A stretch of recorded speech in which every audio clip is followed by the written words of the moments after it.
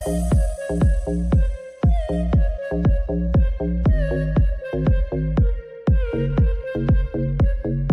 की क्लास में आप सभी का स्वागत है। आज की क्लास को शुरू करने से पहले जिस किसी ने भी इस क्लास का पार्ट 1 नहीं देखा है तो जाओ, लिंक डिस्क्रिप्शन बॉक्स में दिया गया है। ठीक है, तो वीडियो को शुरू करने से पहले चैनल को लाइक कर दे, शेयर कर दे और सब्सक्राइब कर दे। तो चलो शुरू करते हैं एक मोटिवेशन कोट के साथ।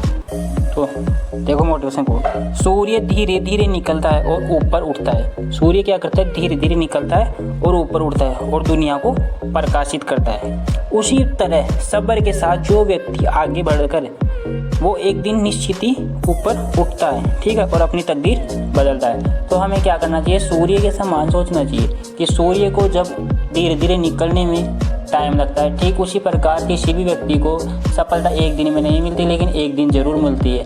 तो हमें हमेशा याद रखना चाहिए कि अपनी धैर्य और पेशेंस के साथ हमें आगे की ओर बढ़ना चाहिए। तो चलिए शुरू करते हैं आज की क्लास को। सभी अम्लों एवं क्षारकों में क्या समानताएं होती है?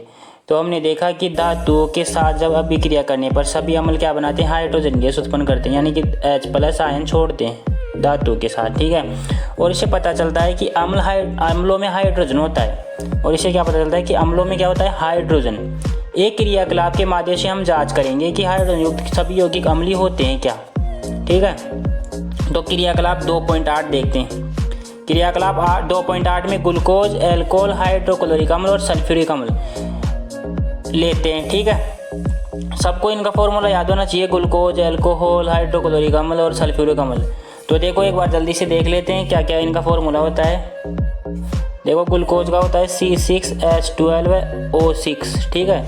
हाइड्रोक्लोरिक अम्ल का होता है HCl और सल्फ्यूरिक अम्ल का होता है H2SO4, ठीक है। ये याद होना चाहिए आपको, समझ गए। और एल्कोहल का होता है ROH, ठीक है। इसको एल्कोहल से व्यक्त करते हैं। तो आगे चलते हैं। तो क्रियाकलाप 2.3, ठीक है। तो चित्र 2.3 में दिख रहा है कि 6 वोल्ट की बैटरी, एक तरफ 6 वोल्ट की बैटरी जोड़ी गई है, ठीक है, और एक ये बल्ब है और स्विच। अब क्या किया गया है कि इसमें तनु HCl का विलयन लिया गया है।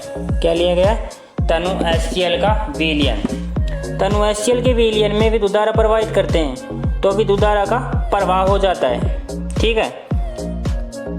सीधी सी समरी में बता देता हूँ इसकी क्या है कि जब तनु विलयन में विद्युत धारा प्रवाहित की जाती है तो विद्युत धारा का प्रवाह हो जाता है। और जब ग्लूकोज के विलयन और एल्कोहल के विलयन में जब विद्युत धारा प्रवाहित की जाती है तो विद्युत धारा का प्रवाह नहीं होता, अर्थात बल्ब नहीं जलता है, ठीक है।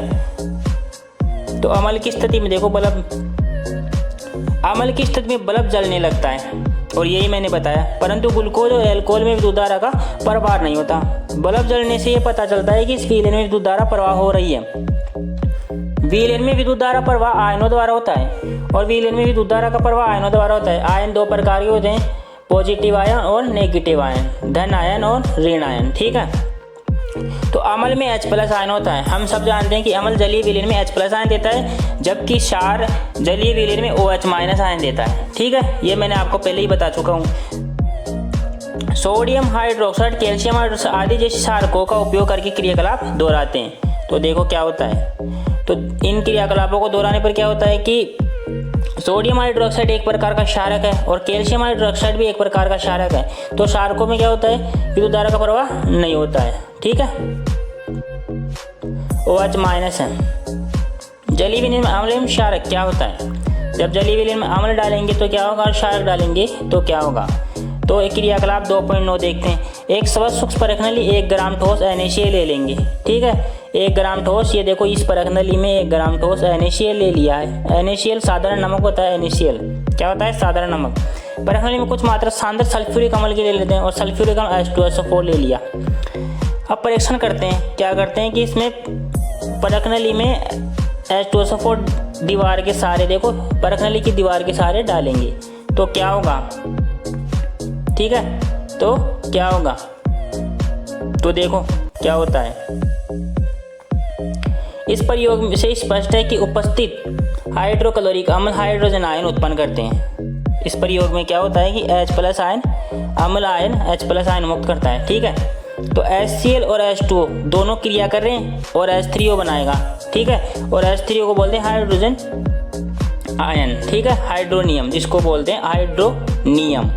और नियम का मतलब इस पर पॉजिटिव आवेश आ गया है, ठीक है।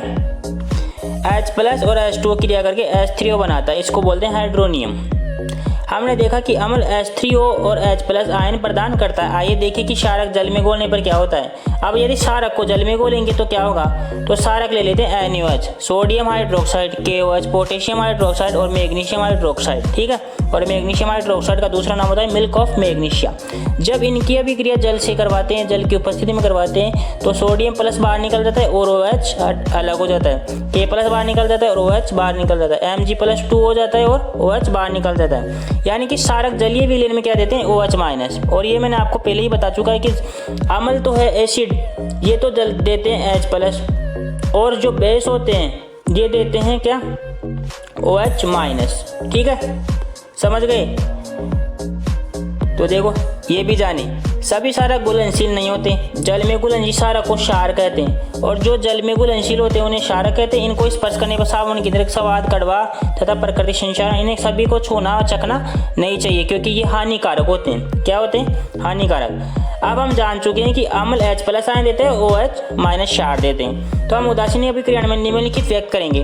अम्ल क्षारक क्रिया करके लवण और जल बनाता है, और उदासीनीकरण अभिक्रिया भी हम पढ़ चुके हैं, ठीक है। तो आगे चलते हैं।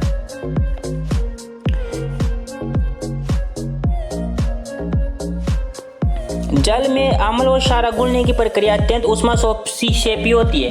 यानी कि जल में जब अम्ल और क्षारक दोनों में से किसी को घोला जाता है तो क्या होता है कि ऊष्मा निकलती है, ऊष्माक्षेपी अभिक्रिया बोलते हैं, ठीक है। ऊष्माक्षेपी अभिक्रिया बोलते हैं, जो हमने पहले पढ़ चुके हैं। सांद्र नाइट्रिक अम्ल HNO3, ठीक है, सल्फ्यूरिक अम्ल H2SO4 मिलाते हैं तो सावधानी रखनी चाहिए।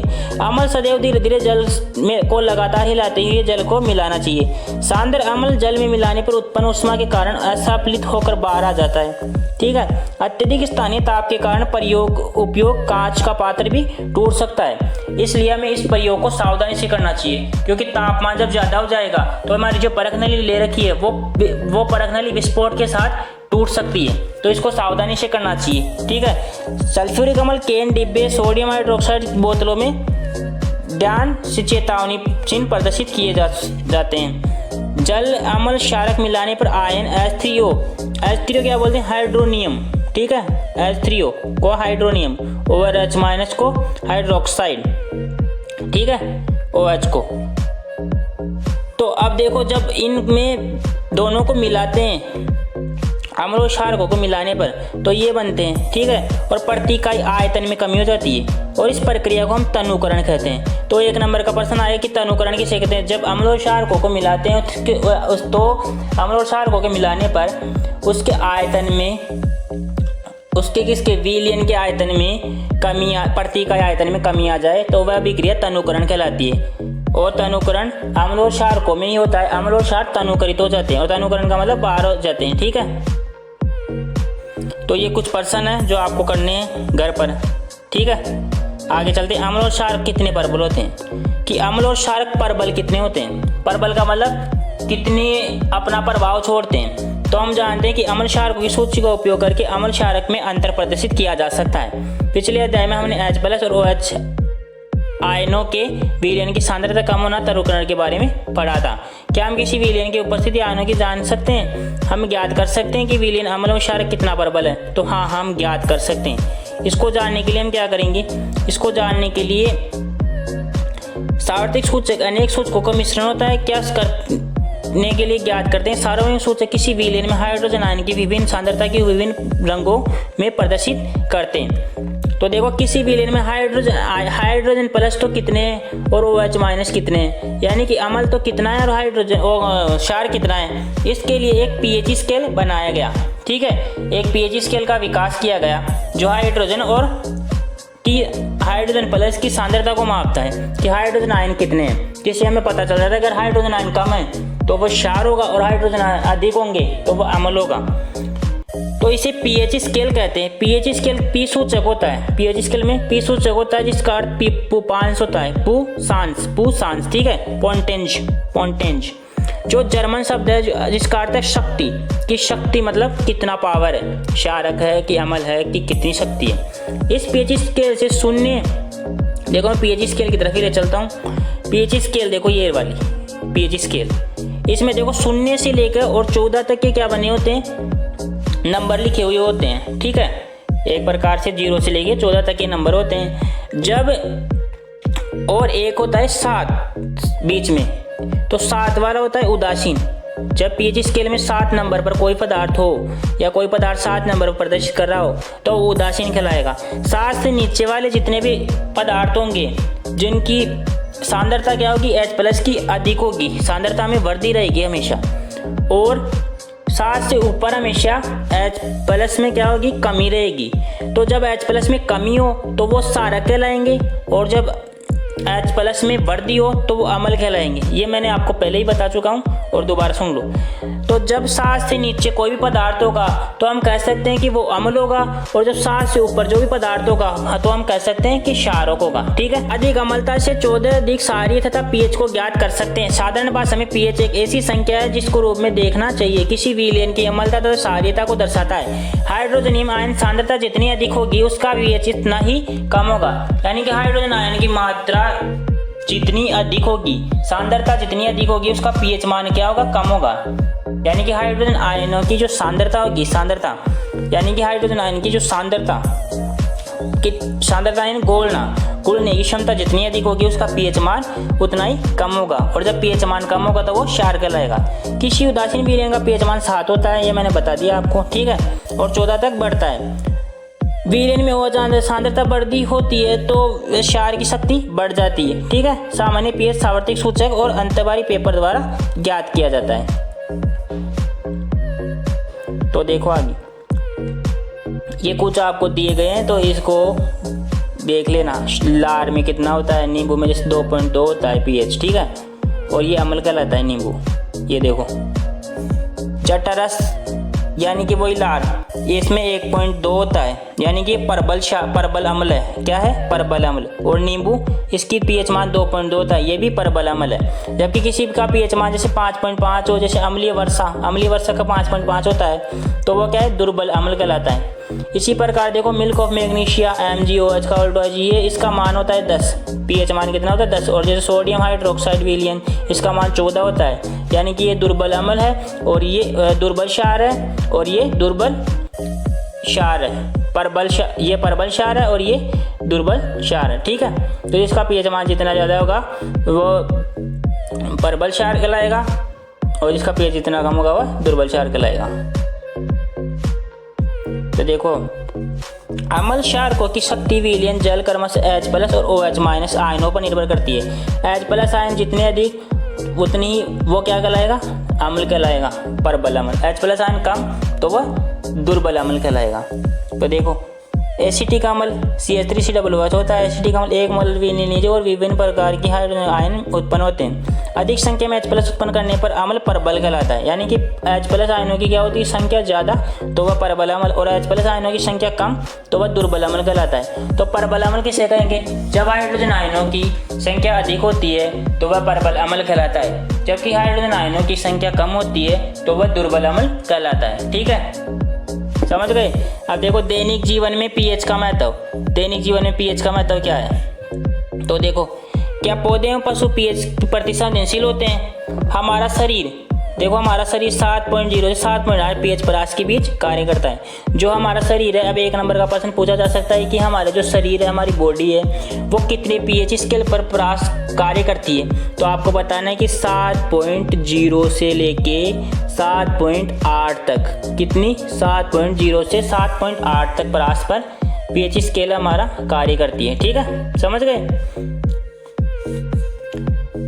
वर्षा के जल में पीएच का मान लगभग 5.6 होता है। कितना होता है, 5.6 से कम हो जाता है तो अम्लीय वर्षा कहलाती है। तो मैंने यही बताया कि वर्षा का जो पीएच मान है वो 5.5 या 5.6, ठीक है, पीएच मान इतना होता है 5.5 या 5.6। तो अम्लीय वर्षा का जब आपको पूछे कि अम्लीय वर्षा का पीएच मान बताओ तो बता देना कि 5.5 से लेके 5.6 या 5.8 तक भी जा सकता है। जब पीएच मान कम होता है तो वह अम्लीय वर्षा कहलाती है, ठीक है। नदी में प्रवाहित होता है, जब नल नदी में प्रवाहित होता है, नदी में पीएच मान कम होता है। ऐसी नदी में जलीय जीवधारी उत्तरजीविता कठिन हो जाती है, क्योंकि वहाँ पर क्या होता है, अम्लीय होता है, और अम्ल एक प्रकार का क्या होता है, जहरीला पदार्थ होता है जो जीवों को नष्ट करता है। अब देखो ये भी जानिए, शुक्र वीनस ये एक वायुमंडल का ग्रह होता है जो सल्फ्यूरिक अम्ल के मोटे श्वेत पीले बादलों से बना है। क्या आपको लगता है कि इस ग्रह पर जीवन संभव है? तो इस पर जीवन संभव नहीं है। क्यों नहीं है बताओ? क्योंकि यहाँ पर अम्ल एक प्रकार का जहरीला पदार्थ होता है जिसकी अधिक मात्रा है, इसलिए हम वहाँ पर जीवित नहीं रह सकते। आपके बगीचे की मिट्टी का पीएच क्या है? आपके बगीचे की मिट्टी, आपके बगीचा होगा घर में या आपने पेड़ पौधे उगा रखे होंगे तो उनकी मिट्टी का पीएच कितना होगा? अच्छी उपज के लिए पौधों की एक विशिष्ट पीएच परास की आवश्यकता होती है। किसी पौधे के स्वस्थ विकास के लिए आवश्यक पीएच ज्ञात करने के लिए विभिन्न स्थानों से मिट्टी एकत्रित करते हैं। ठीक है, तो देखो ये क्रियाकलाप दोहराते हैं अपन, तो सीधा क्रियाकलाप पे चलते हैं। एक परखनली लगभग 2 ग्राम मिट्टी रख लीजिए और 5 ml जल मिला दीजिए। परखनली में सामग्री लाइए, सामग्री को छानिए और परखनली में निश्चित एकत्रित कीजिए। सावधि सूचक पत्र नियत पीएच की जांच कीजिए। अपने क्षेत्र में पौधे उपयुक्त विकास आदर्श मिट्टी पीएच संबंध अपने कार्य क्या निष्कर्ष निकाला। ये हमें ये प्रयोगशाला होती है, ठीक है, तो वहाँ पर प्रयोगशालाओं में इसको किया जाता है। ठीक है, तो आगे चलते हैं। हमारे पाचन तंत्र में भी पीएच होता है क्या? तो आपने सबने पढ़ा होगा कि हमारा जो आमाशय है वो भी अम्ल प्रोड्यूस करता है, यानी कि अम्ल बनाता है, यानी कि HCl का स्त्राव करता है हमारे आमाशय। ठीक है, तो ये रोचक है कि हमारा उदर यानी आमाशय हाइड्रोक्लोरिक अम्ल उत्पन्न करता है। उदर को हानि पहुंचाए बिना ये पाचन करने में सहायक होता है। और जो अम्ल में HCl का प्रभाव होता है वो कीटाणुओं को नष्ट करता है, यानी कि जीवाणु, वायरस और बैक्टीरिया को मार देता है वहीं पर। ठीक है, और हमारे शरीर को कोई हानि नहीं पहुंचाता है। ठीक है, अपच की स्थिति में कभी कभी हमारा पेट खराब हो जाता है तो अम्ल की मात्रा उत्पन्न होती है। अत्यधिक मात्रा में जब अम्ल उत्पन्न हो जाता है तो हमारा पेट एसिडिटी हो जाती है। ठीक है, और हमें दर्द होने लगता है, जलन का अनुभव होने लगता है। सीने में कभी कभी आपको देखते होंगे कि आज तो मेरी तबीयत खराब है, मेरे दर्द हो रहा है, सीने में जलन हो रही है। ठीक है, ऐसा महसूस होता है आपको। ठीक है, तो ध्यान से देखो, इस दर्द को मुक्ति के लिए हम एंटीएसिडेंट जैसे शार्कों का उपयोग किया जाता है। जैसे इनो वगैरह पीते हो आप? पीते हो नहीं पीते हो? अरे हाँ ना तो बोलो कुछ, पीते हो ना? तो इनो वगैरह पीते हो। वो इनो क्या करता है, वो जाता है और हमारी HCl के प्रभाव को कम कर देता है हमारे उदर में, यानी कि हमारे पेट से में जाता है आमाशय में HCl जब अधिक मात्रा में प्रभावित हो जाता है यानी उत्पन्न हो जाता है तो उसको कम करने का कार्य करता है इनो। ठीक है, तो इनो पीते हैं अपन और बोलते हैं कि 6 सेकंड में अपना फायदा आ जाएगा। ठीक है, एक दो मिनट में अपने को अच्छा महसूस होने लगता है। वो इनो क्या होता है, उसमें क्या मिलाया जाता है, उसमें क्षारक मिलाए जाते हैं। और हमने पहले ही पढ़ चुके कि अम्ल और क्षारक एक दूसरे को प्रभाव को नष्ट कर देते हैं। तो जब हमें अम्लीयता से परेशान हो जाते हैं तो हमें क्या लेनी पड़ती है, इनो लेनी पड़ती है। तब हम क्या लेते हैं, इनो पीते हैं और हमारा जो शरीर है यानी आमाशय है उसे दर्द से मुक्ति दिलाते हैं और हमें अच्छा महसूस होता है। तो एंटीएसिड यानी कि जिसमें अम्ल नहीं होता उसे एंटीएसिड बोलते हैं। एंटीएसिड अम्ल अत्यधिक मात्रा में उदासीन करता है। इसके magnesium hydroxide, milk of magnesia जैसे दुर्बल क्षारकों का उपयोग किया जाता है। जैसे मिल्क ऑफ मैग्नीशिया, ये भी पीने में क्या होता है, एंटीऑक्सीडेंट होता है। ठीक है, पीएच परिवर्तन के कारण दंत से अब कई बार क्या होता है कि हमारे दांत सड़ जाते हैं। ठीक है, वो क्यों सड़ जाते हैं, पीएच परास के कारण। जब पीएच परास 5.5 से कम होने लगती है तो दांतों का क्षय हो जाता है, यानी कि अम्ल हमारे दांतों को नष्ट करने लगता है। पीएच 5.5 से कम होते हैं अम्ल क्या करने लगता है, दांतों को नष्ट करने लगता है और दांत गल जाते हैं अपने। दांतों का इनेमल, दांतों को सबसे मजबूत भाग इनेमल होता है। ठीक है, कैल्शियम फास्फेट से बना होता है। किससे बना होता है, फास्फेट से, जो हमारे शरीर का सबसे कठोर भाग कहलाता है। ठीक है, ये जल में नहीं घुलता, लेकिन मुंह के पीएच मान जब 5.5 से कम होने लगता है तो ये संक्षारित हो जाता है। इनेमल होता है, इनेमल ये कैल्शियम फास्फेट का बना होता है। याद रख लेना, इनेमल किसका बना होता है, कैल्शियम फास्फेट का। और कैल्शियम फास्फेट का सूत्र क्या होता है, कैल्शियम फास्फेट। ठीक है, ठीक है, तो कैल्शियम फास्फेट का बना होता है, एक किसका बना होता है, कैल्शियम फास्फेट का, इनेमल। लेकिन पीएच मान इसका 5.5 से कम होने पर यह संक्षारित हो जाता है। मुंह में उपस्थित बैक्टीरिया भोजन पश्चात मुंह अपशिष्ट पदार्थ हम मुंह साफ नहीं करते तो हमारे क्या होता है, मुंह में बैक्टीरिया जम जाते हैं और नष्ट होने लगते हैं और दांतों को क्या करने लगते हैं, दांतों में छेद हो जाते हैं हमारे। ठीक है। भोजन के बाद मुंह को अच्छी तरह से साफ करना चाहिए इसके बचाव के लिए, और जहाँ तक संभव ब्रश भी करना चाहिए खाना खाने के बाद। ठीक है। आगे देखो, पशु एवं पौधों द्वारा उत्पन्न रसायनों में आत्मरक्षा। पशु एवं पौधों में भी आत्मरक्षा के लिए बहुत प्रकार के रसायन होते हैं। जैसे मधुमक्खी के डंक एक अम्ल छोड़ता है, ठीक है, जिसके कारण हमें दर्द अनुभव होने लगता है। ठीक है। और डंक मारने पर हमें बेकिंग सोडा जैसे दुर्बल क्षारकों का उपयोग से आराम मिलता है। नेटल के डंक वाले बाल मेथेनोइक अम्ल छोड़ता है। नेटल में क्या होता है, मेथेनोइक अम्ल, CH3COOH, मेथेनोइक अम्ल। ठीक है, जिनके कारण जलन और दर्द अनुभव होने लगता है। तो देखो ये नेटल, ये एक प्रकार का पादप होता है। नेटल एक शाकीय पादप होता है। कैसा पादप होता है नेटल? एक शाकीय पादप होता है जो जंगलों में उगता है ज़्यादातर, और इसके पत्तों पर डंक होते हैं। जब गलती से हम इसे छू भी जाए तो हमें दर्द महसूस होने लगता है, क्योंकि नेटल के पादपों में क्या होता है, मेथेनोइक अम्ल, और मेथेनोइक अम्ल के कारण क्या होता है, हमें दर्द होने लगता है और वहाँ पर हमारे को सूजन भी महसूस हो जाती है, थोड़ी सी सूजन भी आ जाती है। ठीक है। पौधे अधिकतर नेटल के पास ही पैदा होते हैं। क्या डॉग पौधे प्रकृति का अनुमान लगा सकते हैं आप? डॉग। ठीक है। अगली बार पहाड़ों पर चलते चलते अगर नेटल पौधे छू जाए तो आप क्या करेंगे? तो हम क्या करेंगे कि हम बेकिंग सोडा यानी कि दुर्बल अम्ल, देखो दुर्बल अम्ल दे रखा था बेकिंग सोडा, ये वाला बेकिंग सोडा, इसका उपयोग करेंगे। और बेकिंग सोडा का सूत्र सबको पता होगा, NaCO3। ठीक है, ये होता है बेकिंग सोडे का। देखो कुछ अम्ल, सिरका एसिटिक अम्ल पाया जाता है, संतरे में सिट्रिक अम्ल पाया जाता है, इमली में टार्टरिक अम्ल पाया जाता है, और टमाटर में ऑक्जेलिक अम्ल पाया जाता है। ठीक है। इसी प्रकार खट्टा दही में लैक्टिक अम्ल पाया जाता है, नींबू में सिट्रिक अम्ल पाया जाता है, चींटी के डंक में मेथेनोइक अम्ल पाया जाता है, और नेटल के डंक में भी मेथेनोइक अम्ल पाया जाता है। ठीक है। ये पर्सन है कुछ, ठीक है, इनको आपको सॉल्व करना है। ठीक है, कर लोगे? तो आज की क्लास को यहीं समाप्त करते हैं। अगर आपको ये वीडियो पसंद आया तो लाइक करें, शेयर करें और सब्सक्राइब करें।